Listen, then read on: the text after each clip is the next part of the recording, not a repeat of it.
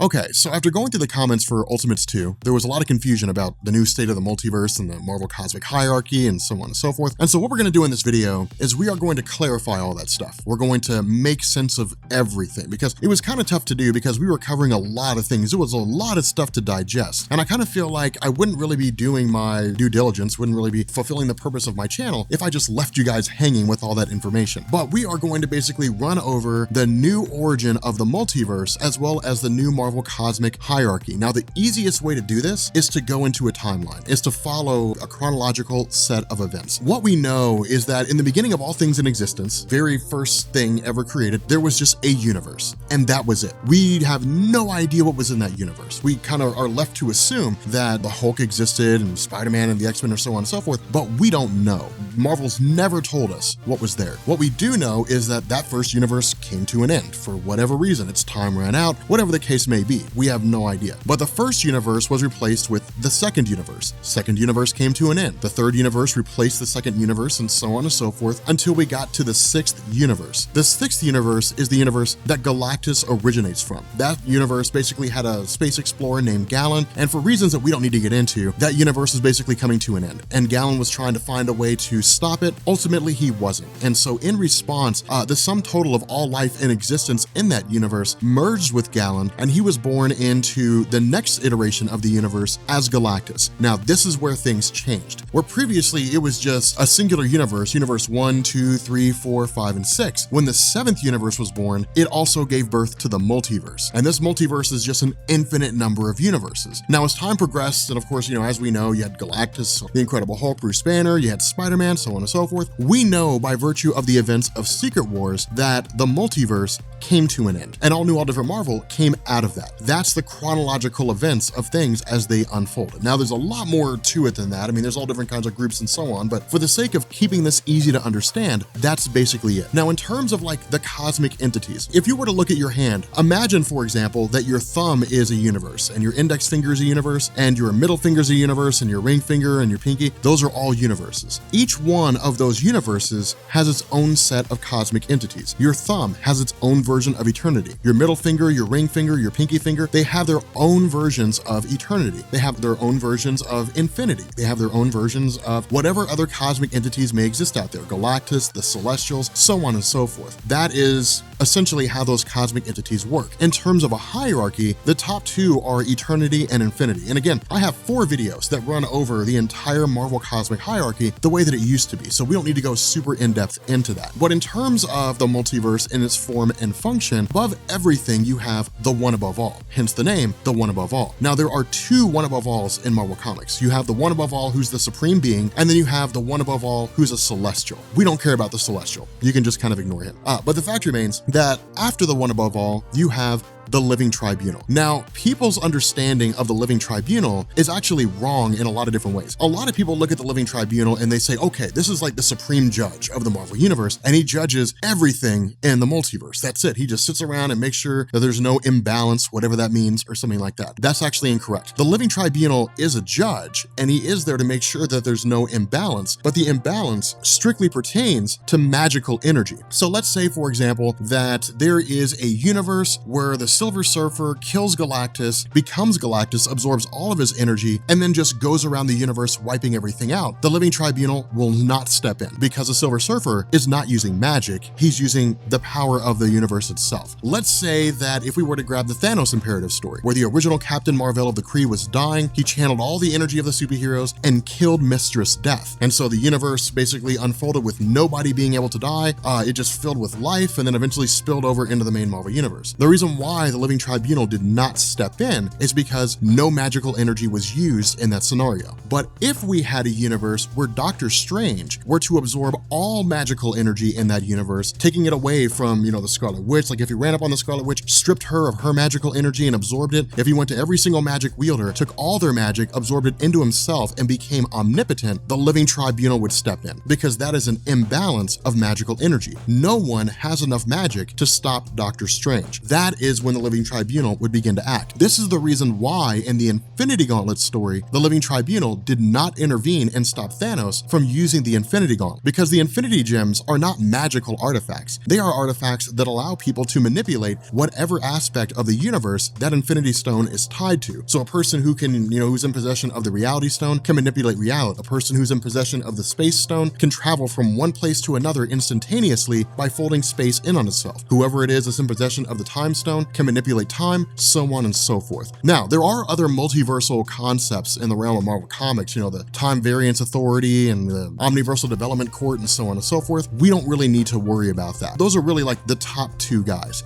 Now, the information that I just gave you is spread over probably some 100 or 200 comic books spanning, I don't know, maybe 30 years or something like that. It's really just kind of grabbed from bits and pieces of different stories over the course of Marvel's publication history. The beauty of Ultimates 2 is that not only does it basically change everything and make it more streamlined, but it gives it to us in a singular location. What Ultimates 2 did is it said this: in the beginning, there was only one universe, and this universe was called the First Firmament. Now, who it was that made this universe, we don't know. We're just kind of left to assume that it was the one above all. But regardless of who made it, the universe was sentient, meaning the universe could think for itself. It had feelings and emotions and so on and so forth. The universe desired to create life, and it did, but it only created life in one form. This form was called the Celestials. Now, the Celestials themselves created life on their own. They created galaxies, they created stars, they created solar systems and planets and different races, humanity and so on and so forth, created all different manner of life. Some of the Celestials approached the first universe and said, "Are you happy with what we've done?" Other Celestials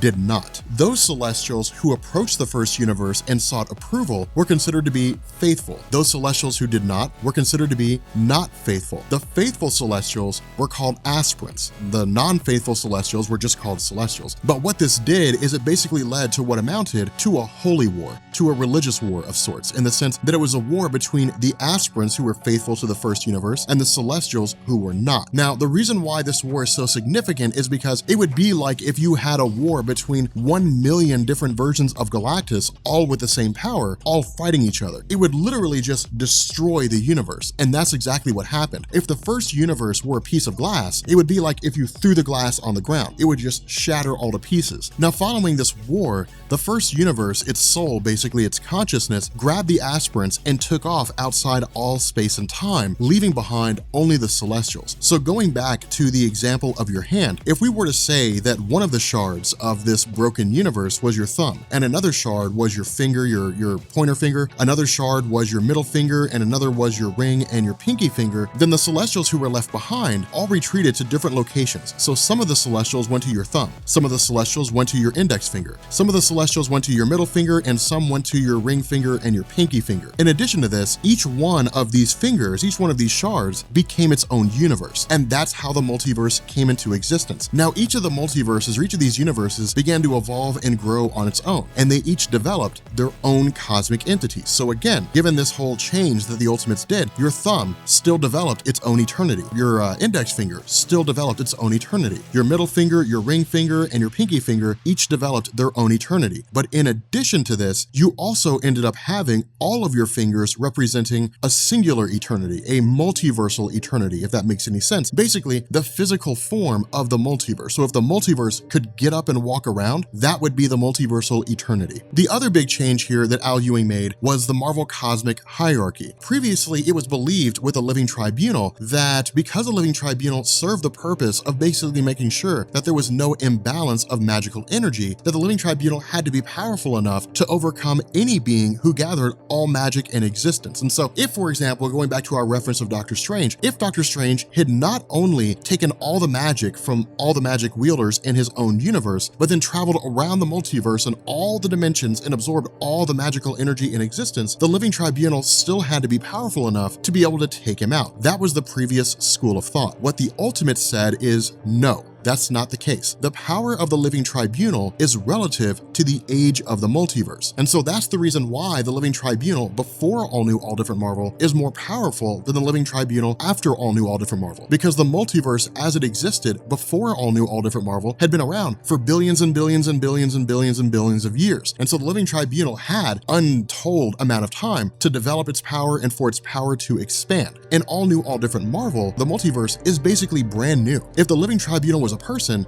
it would be an infant. Its power is minuscule compared to the power that it had before All New, All Different Marvel. And so what this meant was that in relation to the other cosmic entities, the Living Tribunal was equal. He simply was just a judge. It was really more of like the position he holds that they had to respect more so than the power that he had. And so because of that, Master Order and Lord Chaos, them killing the Living Tribunal would be like them killing any other cosmic entity. He was basically just not nearly as powerful as he was. That's the reason why when you saw his character drawn out in Ultimates, he was small. He wasn't huge. He was a small guy. That's one of the things you have to remember is whenever you saw the Living Tribunal before All New, All Different Marvel, he was always depicted as massive in scale. The way that he's drawn in Ultimates is designed to reflect the little power that he has. He's not as powerful as he was before All New, All Different Marvel, so he's not as big as he was before All New, All Different Marvel. Now, in truth, I doubt his size has anything to do with his actual power, but it's just a way for us to be able to physically see how his power is in relation to how he is now. But nonetheless, those are really kind of like the big changes that were made in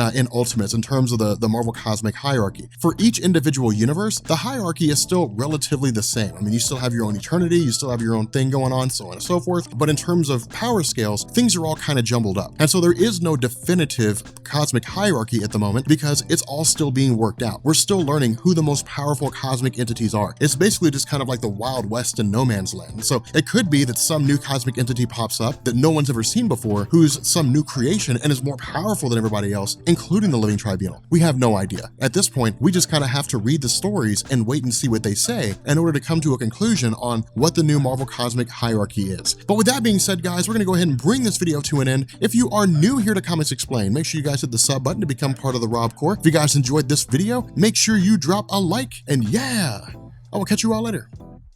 Peace.